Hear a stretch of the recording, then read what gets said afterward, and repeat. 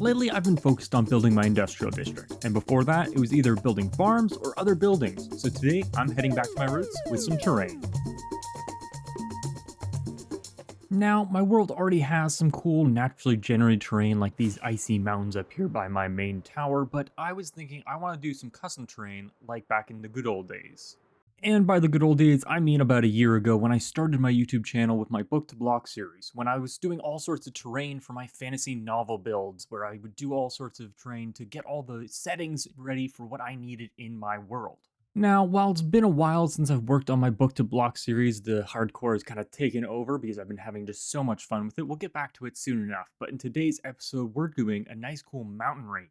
So while collecting gold for my end city build that I've been planning for a while, and it's taking so long like I mentioned in the last episode, I've been slowly collecting some stone blocks so I could actually build something up over on this side of my world. As you can see, that's over by my main tower. Industrial district is way out in the distance, unloaded in, but over here was kind of just an empty space that's not going to be built for any kind of buildings. I've got some planned for over by the museum, but over here was kind of blank, so I thought maybe adding in a cool mountain range and testing out my skills on building mountains. Now, I used to have a very simple way of building mountains. I made a short about it a long time ago, and it's how I built all of my mountains in my book to block series. It was very simple, just single click, and I had a mountain built, and then I would just quickly paint it. But it would always look very similar, and just mountain ranges just looked copied and pasted. But for this one, I went a little custom on it and did all sorts of different techniques using like the rock tool, elevation in certain areas, and just very custom, so it would look a lot cooler. And then I tried out the auto shade technique. So in Axiom, there's a tool called Auto Shade, and it can really just paint your entire mountains really simply just by using a direction of the sun. So let's go over into a creative world to show that off. Alright, so I quickly just threw together this little mountain range, just took like 30 seconds to build, not too impressive, just wanted to get something to show off. I then painted it using a bit of concrete just so I could tell the difference, and so I could magic select the whole mountain. Now if you go over to operations and then auto shade, there's different techniques of doing this, but the one I think works the best is if you use custom angle, the sun angle. And then if I just put it 90 degrees and 90 degrees, that means the sun will be directly overhead. Now you can either use automatic or you can use custom. I like to use custom because it allows me to pick the blocks so that when I'm actually building it in survival mode, I'm not screwed over by things like a netherite block. You can also add some more blocks, like maybe a bit of grass, and I add a little bit of moss as well. For this one, I actually used green concrete, or actually green terracotta, and you can kind of see the level. So you have the darkest at the top and the lightest at the bottom. So this should be the top of the mountain. So now if I just click auto shade, it's going to do a little math, and you can see here it automatically shades it all in. Now, as you go darker into the places like the sun would be harder to reach, you get to the darker blocks. Mud is the darkest on this one, then deep slate, then tough, then a bit of andesite, and then you get your top bits, which are your kind of greens. Now, if it feels a little too green, you can Control Z, maybe lower these guys down a little bit, and then click auto shade again. Now it's a lot less green, and it's kind of more just accentuated on the top bits. Now you can do all sorts of things with this if you wanted to change the angle, perhaps. Maybe if you just choose the player position, that means you are the sun. So if I want maybe like this area over here to be really dark, if I come over here, that means the sun's hitting this spot and there's no sun hitting here. So let's just show up what it does when I put over here, the sun position, auto shade. As you can see, the top blocks, or I should say the ones at the bottom of this list, are going to be closest to my player position. And as you can see here, it's much darker here. This isn't really so good when you have kind of like the greens. It's more when you want a certain direction of the sun in your world. If you have like very consistent sun or like wind conditions, you kind of set those up and then you can keep it consistent. But I do prefer when it's the custom sun, top down. It just looks the most natural of everything. As you can see there, this took me like maybe a minute to build. If you spend a lot longer, it can look a lot cooler. You can use other tools such as like the rock tool. It's over here. And this one can kind of add a little bit more rough. I gotta unselect this. You can see it adds a bit of roughness. You can play around with like the noise, maybe a bit more noise, or just play around with all these settings, lower the standard deviation so it's a little different, or raise the standard deviation. It's all just up to you how you want to create it. Maybe get a reference image so you can create something from real life or from a video game. That's all up to you. Now back into our hardcore. Let's look at the block palette I chose for my mountain. So as you can see here, we're starting out with the moss at the top using the green terracotta like I just mentioned. Now originally I didn't have stone, I just had the andesite, but it was taking so long to gather, so I mixed in a bit of stone because it's much easier to gather, especially with my stone generator. Then we go tough, deep slate, and then mud. Now I'm using the deep slate, not the cobble deep slate, so my silk touch pickaxe is going to get its work in. I'm going to have to go and gather all that now. I haven't gathered any of that yet, but I've gathered a bunch of tough in these ones. The andesite's going into these ones. I haven't actually gotten all of it. This is all I have. These are all empty for now because you can actually craft andesite, which is something I realized very late into gathering all these resources. Now, all you need to do is you can either take diorite and cobblestone and a bit of nether quartz. Now, if you go into your inventory, you can see you can create andesite, but you can also create diorite using cobblestone and nether quartz. Now you take the diorite and you mix it with some cobblestone, or like this, you then get andesite. So it's all pretty much infinite gathering. I don't have to go mining for either the andesite or the diorite. The cobblestone I get from my stone generator down in my tower, and then all the quartz I can get from my nether bartering farm. So I got lots in there. I spent a night AFKing at my gold farm, and they're still gathering it. I had to leave so I could come out here to record. But once I go back there, they're going to gather up a bunch more of the nether quartz for me. Cobblestone just takes a couple seconds because I just use my fortune pickaxe instead of silk touch on the stone generator. And I get stone so quickly, especially with haste too. I got a beacon here as well as the one in the tower. It's over actually in my furnace room. I'll just show that real quick. So over by my furnace array here, I've got this cool stone generator, and as you can see, it's got lots already in here. So either I go with my silk touch and I break the stone and I gather stone, or I use the fortune and it creates it into cobblestone, as you can see, and it gathers it really quickly. And I can just go back and forth and it gets it pretty quickly. There are faster ways of using like pistons to load it up, but for my needs, I can just sit here, hold something on my mouse click, and just sit here for an hour. And as long as I keep an eye on my durability of my pickaxe, it should be fine, and I'll get plenty of cobblestone.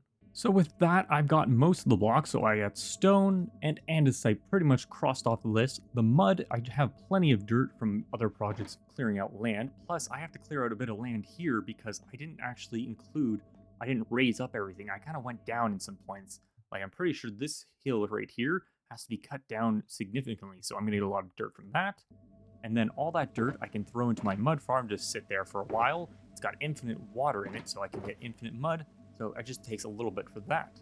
Now the tuff, I actually have already gathered all of the tuff. As you can see, it's a decent chunk of tuff. That took a long time. Basically, whilst I was gathering gold, I gathered up a bunch of tuff, and a bit of andesite, and a bit of diorite whilst I was down there. Now all that's left is the deep slate. I actually technically used a bunch of cobble deep slate, which I don't want to use. This was just a bit of extra stuff I ran into, so it's the deep slate regular that I need. So that's another thing I have to gather. That's one less thing. And the green terracotta, I've got a bunch of regular here. And up in my farm, I'm going to go check in my cactus farm, because I've been letting that go in the background, and see how much dye I have. And then the moss, we need to build a moss farm. Now in conjunction with my dye farm from up top and my cactus farm, I've collected quite a bit of cactus. I'm going to toss it into my smeltery, and we're going to get a bunch of the dye for all that terracotta. So let's toss that in here. I've actually gone and started using coal from my wither skeleton farm, so I never have to kind of reload with all this lava. Oh, yep, there we go, all lit up. Because you can't actually put the lava into the input chest because it takes up a full inventory, like entire slot. So the coal works much better with this farm, or I guess with this furnace array, and this is going to get me all the dye I'm going to need for all that terracotta. Now, right now, I don't really need industrial levels of moss, but eventually I might add that to my industrial district along with all the other kind of blocks, like maybe like a stone and cobblestone, basalt, all those kind of generators. I might make a factory for one of those, but for today, we only need a little bit, so we're just going to build a farm up here in the tower.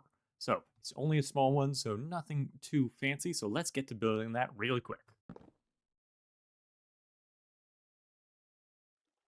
And here we are, working pretty good. I had a couple hiccups where like this line was becoming cobblestone for some reason. So basically I just turned it off, broke all the cobblestone, replaced it with stone, and then turned it back on. And it seemed to fix it. Ooh, looks like a little bit's been spilled out.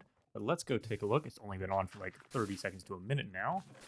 And we've already got quite a bit. And what I'll be doing is I'll be taking this and throwing these back in here. Steal a couple of the moss back out. Because I don't really want these things right now. All I really want is the moss.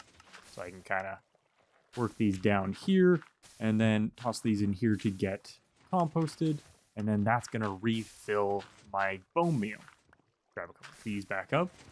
So we can toss those in there. So it's going to work pretty good.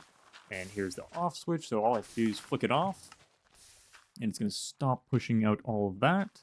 I guess, yeah, this should be safe. I was thinking maybe this would catch the lava on for the floor, but I think it's far enough. And there you go. It's working. It's still going through all of the compost. So this will fill back up. I might have to add my own. That's why I have this chest here, just to toss in some extra bone meal just so it never runs out when it's running. But we're going to keep that going for a while and fill up these chests as much as possible. It's a cool technique. Oh, it looks like a little bit it's not a perfectly lossless farm, it looks like. Some of it kind of falls off. Sign extra there. But I think this is good enough to get us all the moss we should need for this project and any small ones in the future. But that's enough for material gathering. We have to do a little bit more, but that will be done off camera. But what's next is actually starting to build. So tonight, I've actually got a live stream over on twitch.tv at the_perma_frost. I'm live Mondays and Thursdays around 9 p.m. Eastern Standard Time if you ever want to come and hang out for a little bit.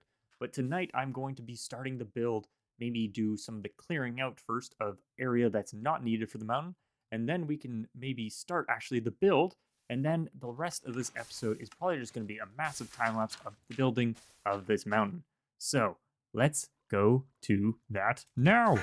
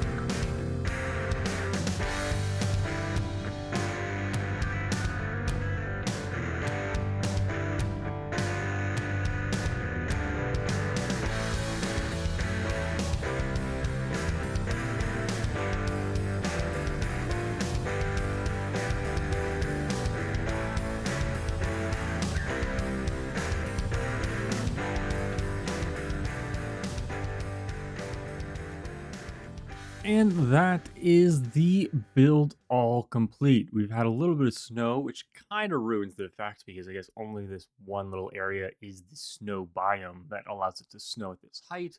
I guess if it was much higher, then it would get that part, but this is just a biome change.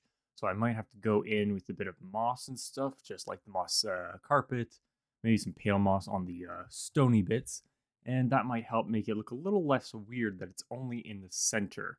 Because otherwise, it looks pretty good. I think it looks really good, actually. And I did miss a couple points. I didn't actually go all the way to the edge. I'm missing a couple blocks here. I just kind of decided, well, when we get to the next bit, when we extend to these mountains over here, then we'll worry about connecting all the little bits up. We still got plenty to work with, and we've got this village to deal with. Right now, I don't know if I'm going to destroy it or if I'm going to transform it into a better village, kind of like I did with my own village back there. But that was around 8 hours of building. That took a lot longer than I thought it was going to be. It was about the same amount of time gathering the resources as it was placing them all down, just because of how awkward it is to kind of work on all these areas. I mean, let's go take a look at the hardest part I find, in my opinion, was down here by the cliffside. I actually had to go up and grab my happy ass just because of how awkward it was to kind of get these areas where you can't really like set up scaffolding. And I didn't want to do it layer by layer because that would have taken tens of hours, not just about 8 hours. But I think the whole thing looks really cool. Have a little kind of beachy area here. I might transform that into more of a sandy one later on. But for now, I think this is pretty good. But overall, I am extremely happy with how this whole thing came out. In the future, I'll probably use a little bit less of that andesite just because of how long it took to craft it all up. I know it's basically infinite with the cobblestone and the quartz, but that can be a pain just waiting overnight in my gold farm. Getting the stone is much, much easier, but I mean, the texture that it kind of gives that it's slightly different, like right behind here, you can kind of tell it's slightly different, gives more different textures, which I really enjoyed. And I can't wait to do a little bit more of terrain around this area, whether it's continuing on the exact same kind of style or trying out different styles, maybe going up into the ice spikes and adding some cool icy mountains and stuff like that. But that's where I'm going to leave today's episode. It took so long. I'm so tired after having spent all that time just placing blocks. My wrist actually hurt afterwards. That's how many blocks I had to place. It was 52,000 total, and I know I'll be doing different things in the future, like all the organization in my shulker boxes. While it was nice to have them color coordinated, I think I'll just do different ones for like where I can reload my entire inventory in one go and just have like a refuel point. That might make things a little bit faster. And definitely in the future, I'm going to make sure to build over the terrain so that I have a lot less to destroy, because I think that's what actually slowed me down the most, was actually destroying all the terrain that was above my terrain I built here. But that's where we're going to leave today's episode. If you enjoyed, please leave a like and subscribe for more episodes coming soon. Until next time.